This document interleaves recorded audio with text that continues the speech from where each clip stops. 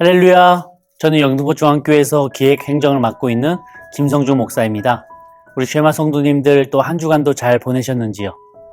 날이 많이 추운데 감기 조심하시는 우리 성도님들 되시기를 바라겠습니다. 블레셋과의 그 전쟁에서 이스라엘은 대패했고 사울 왕과 아들 요나단이 죽었어요. 그렇게 사무엘하 2장 1절은 그 후에라고 기록을 합니다. 즉 사울의 죽음과 요나단의 죽음 그 이후에 시간이 좀 흘렀다고 하는 것이죠. 그렇게 시간이 흐르는 동안 다윗은 블레셋에서 무엇을 하고 있었는가? 바로 그들의 죽음을 애도하고 있었습니다. 사무엘하 1장을 보면 비참히 죽음을 맞이한 그 원수 사울왕과 그의 아들 요나단의 죽음을 애도하며 조가를 부를 만큼 참 다윗은 슬퍼했었어요. 그러나 그런 가슴 앓이는 뒤로 하고 이제 현실적으로는 블레셋 땅에서 그 거취를 어떻게 해야 될지 결정해야 되는 선택 앞에 놓이게 되죠. 이스라엘을 견제할 필요가 없어진 이 블레셋 입장에서는 다윗과 그 600명의 사람들을 동족처럼 여기며 같이 살 수는 없는 노릇이었기 때문에 이제는 더 이상 필요 없는 단체가 되었다고 하는 것이죠.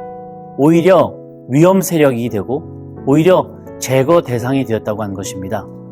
과거 사울 왕에게 쫓겨다닐 때는 사울 왕만 좀 죽으면 모든 문제가 끝날 줄 알았는데 이렇게 사울이 죽고 나서도 또 새로운 문제들이 다윗 앞에 나타나기 시작해요. 우리 인생도 참 그런 것 같습니다. 한 가지 문제가 해결되었다고 편히 살 수 있을 줄 알았지만 또 얼마 안 가 또 다른 문제가 발생을 하더라고요. 그래서 우리는 기도할 때 이 문제 없는 삶을 축복으로 여기며 문제 없게 해달라고 기도하는 그런 실수를 하지 말아야 할 것입니다. 우리는 문제 없기를 바라는 그런 기도가 아니라 문제 가득한 우리 삶 가운데 하나님께 묻고 그분의 뜻을 구하는 것이 진정 복된 삶이라고 하는 것을 기억하면서 기도할 수 있어야 합니다. 그렇게 불안하고 힘든 그 시점에서 다윗은 본인이 할 수 있는 가장 현명한 방법을 선택을 하게 되는데요. 2장 1절에 어떻게 기록을 하고 있는가? 다윗이 여호와께 여쭈어 아뢰되. 다윗은 이제 함부로 움직이지 않습니다. 기도 없이 블레셋으로 망명했다가 가족들이 다 붙잡혀가고 동료들이 자신을 돌로 치려고 하는 그 위기를 맞이하게 되지만 하나님과의 관계가 다시 회복된 그 이후부터는 다시 기도의 능력을 경험하기 시작하죠. 이렇게 자신의 거취를 앞두고 다윗이 했던 그 첫 번째 행동은 여호와께 여쭈어 아뢰되 였습니다. 이 다윗의 인생 여정에서 문제가 터질 때를 보면 여지없이 항상 기도가 빠져 있더라고요. 기도 없이 행동했고 기도 없이 결정했습니다. 비단 다윗뿐만 아니라 아브라함, 모세, 야곱, 요셉 등 믿음의 선진들도 그 누구라도 기도 없이 움직일 때는 여지없이 위기를 맞이하게 되더라고요. 그렇지만 모든 상황이 불리하고 혼란스러운 이 가운데서도 겸손히 기도하며 주님께로 나아갈 때, 그 주님 붙잡을 때 하나님께서 또 기적같이 돌파구를 열어주십니다. 특히 다윗처럼 이 힘든 광야 생활을 오랫동안 한 사람일수록 우리가 조심해야 할 것은 한시라도 빨리 그 약속의 땅 가나안으로 들어가고 싶은 그 마음에 광야가 끝날 것처럼 보인다고 하나님의 음성에 집중하지 못하고 그저 거기에 뛰어들었다가는 낭패를 보기 십상이죠. 그래서 우리는 인생의 그 중요한 결정 순간에 오히려 한 번 더 기도하며 한 박자 더 쉬어갈 줄 알아야 합니다. 끈질기게 기도하며 오히려 미련하다 싶을 정도로 묵묵히 그 하나님의 응답을 기다리는 편이 더 지혜롭다고 하는 것이죠. 기회는 지금밖에 없을 것 같다고요? 아니요. 기회는 또 옵니다. 그러니 우리 사랑하는 쉐마 성도님들의 그 인생의 그 중요한 선택 앞에서 절대로 기도 없이 내 기분에 지금 휩쓸려서 이 상황에 이끌려서 그 결정을 서두르지 않기를 간절히 부탁을 드립니다. 그렇게 중요한 그 선택 앞에서 기도를 우선적으로 하는 그 다윗에게 하나님의 영이 부어지기 시작을 했고 다윗은 기도의 줄을 붙잡고 이렇게 고백을 합니다. 사무엘하 2장 1절 후반에 말하기를 내가 유다 한 성읍으로 올라가리이까. 이 기도 내용은요, 다윗 스스로 인간적인 판단으로 하는 말이 아니었습니다. 그걸 어떻게 알 수 있냐면요, 왕이 되려면 유다의 한 성읍으로 올라가는 것이 아니라 유다의 큰 성읍으로 올라가야죠. 근데 다윗이 이렇게 생뚱맞게 유다의 한 성읍으로 올라갈까요? 라고 기도하고 있는 이유가 뭘까요? 우리 인간적인 계산으로는요, 다윗이 왕이 되려면 큰 성읍, 예루살렘이나 베들레헴이나 라마나 이런 곳으로 진격을 해서 다윗 반대파와의 전쟁을 다 치르고 왕좌를 차지해야만 한다고 생각하지만 하나님의 생각은 전혀 다르셨습니다. 다윗이 간절히 하나님 붙잡고 여쭈면서 기도할 때에 이 하나님께서는 다윗의 입술을 주장해 주셔서 인간적인 성공의 루트가 아니라 신앙적으로 근간을 다지는 그 루트를 고백하도록 하셨다고 하는 거예요. 하나님께서는 다윗이 먼저 그 고향 유다 지파 사람들과의 관계를 쌓고 이스라엘 전체를 아우르기 위한 기초를 그 시간 단단히 다지기를 원하셔서 헤브론이라고 하는 이 유대의 작은 산골 성읍으로 가라라고 말씀해 주셨습니다. 물론 헤브론도 창세기 때부터 언급되어졌었던 참 유서 깊은 옛날 도시이긴 했지만 정치적으로는 아무런 도움이 되지 않는 그저 박물관 같은 도시거든요. 근데 왜 헤브론으로 가라고 하는 걸까요? 사실 이 헤브론 그 지명의 뜻에 그 답이 나와 있더라고요. 과거로 돌아가서 창세기 13장 18절에 헤브론이 처음으로 등장하는데요. 그 뜻은 교제하다 였습니다. 믿음의 씨앗인 아브라함이 하나님과의 신앙적인 교제의 그 첫 시작점이 되었었던 곳, 그 헤브론. 이 헤브론에 아브라함, 사라, 이삭, 리브가, 야곱, 그들의 묘지가 다 있습니다. 또 나중에 갈렙이 이 산지를 내게 주소서라고 말했었던 그 산악지형 땅이 헤브론이었습니다. 이 헤브론에서 하나님은 이스라엘 선조들을 품어주셨고 그들과 교제하셨던 곳이었어요.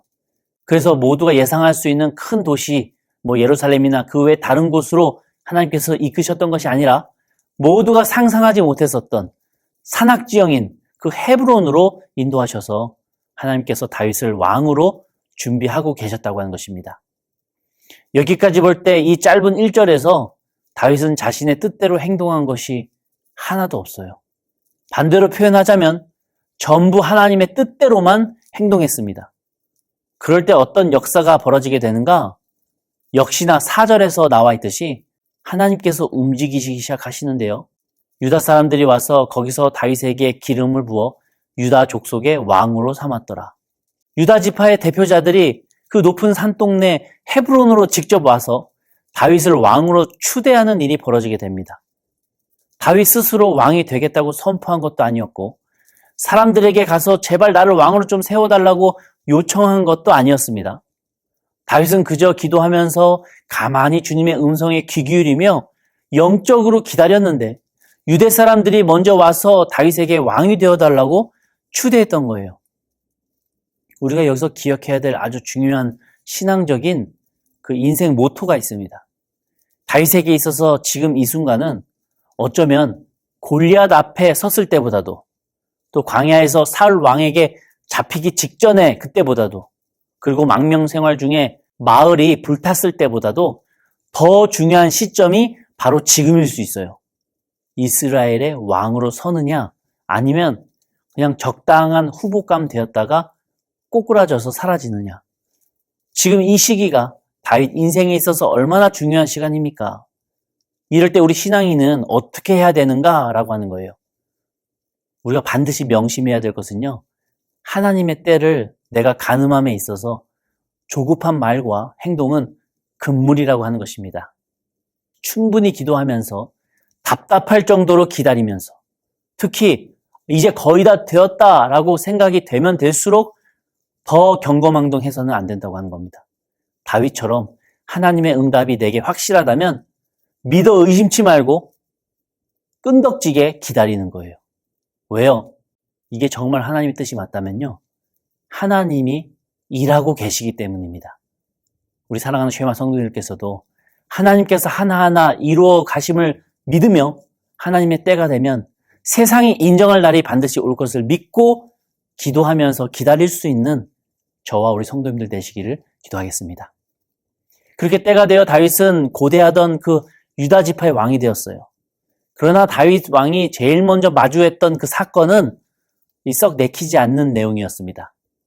4절 중반인데요. 어떤 사람이 다윗에게 말하여 이르되 사울을 장사한 사람은 길앗 야베스 사람들이니이다 하매, 이름도 등장하지 않는 한 신하가 말하기를 길앗 야베스 사람들이 죽은 사울 왕의 시신을 정성껏 장사해 주었다라고 하는 거예요.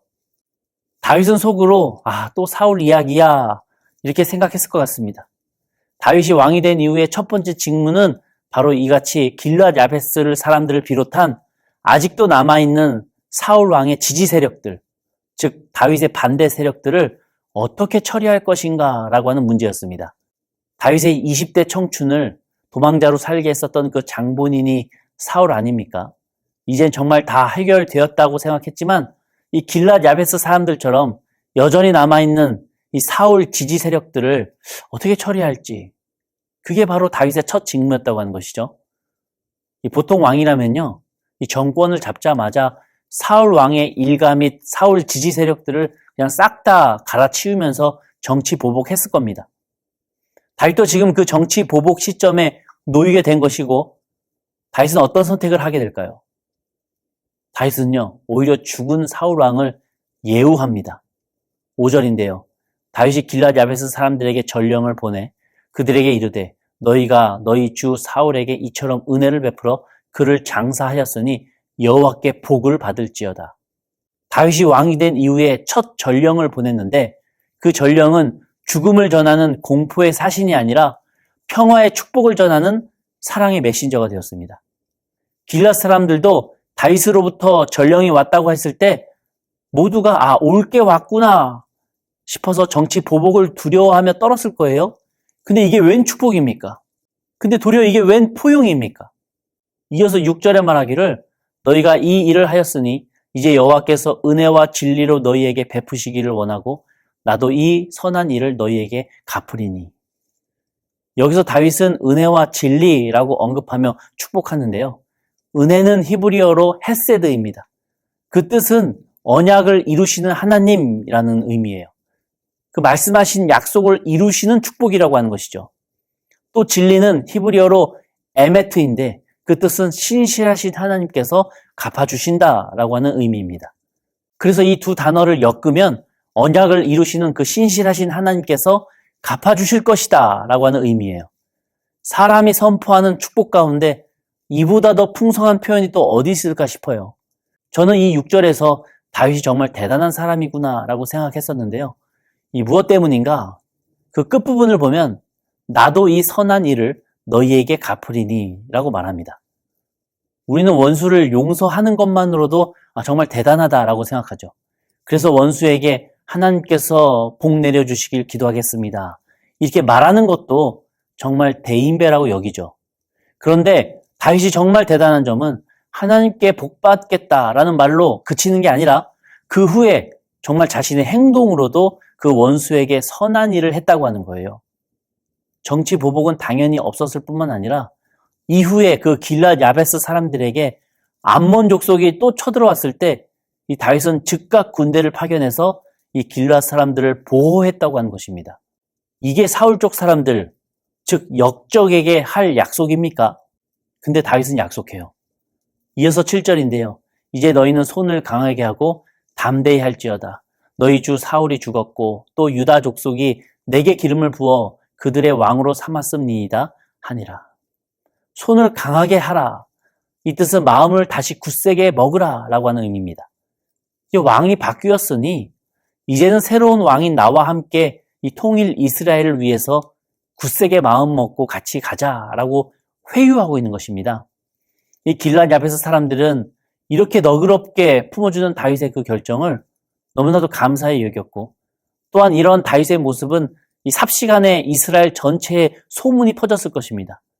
그래서 새로운 권력자의 눈치를 보고 있었던 이 많은 이스라엘 사람들로 하여금 안심하게 만들었고 다윗은 사울과는 다르게 참 넓은 아량의 지도자다라고 하는 소문이 퍼져나갔을 거예요. 물론 다윗은 이런 효과를 노리고 길앗 야베스 사람들을 축복한 것은 아니었습니다. 다윗 스스로 이렇게 너그럽게 결정함으로써 과거 자신에게 했던 사울의 악행을 반복하지 않고 나 스스로 그를 용서하고 그 이름을 떨쳐버릴 수 있었다고 하는 것이죠. 원수로 인한 내 마음의 아픔은 그 사람을 불쌍히 여기는 긍휼함으로 씻어내는 법입니다.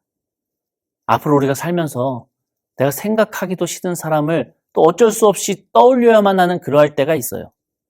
그럴 때 우리는 과거로 다시 돌아가서 그 기억에 얽매여 분노하고 또 스스로 고통받을 수 있지만 오늘이 다윗처럼 그를 마음으로 불쌍히 여기는 긍휼로 용서하고 오히려 다윗이 길르앗 사람들에게 했던 것처럼 그들을 축복해 봅시다. 물론 참 어려운 일이죠. 참 불가능한 일처럼 보입니다. 그러나 그 긍휼과 용서가 누구를 살리는지 아십니까? 저들을 살리기 전에 바로 나를 살립니다.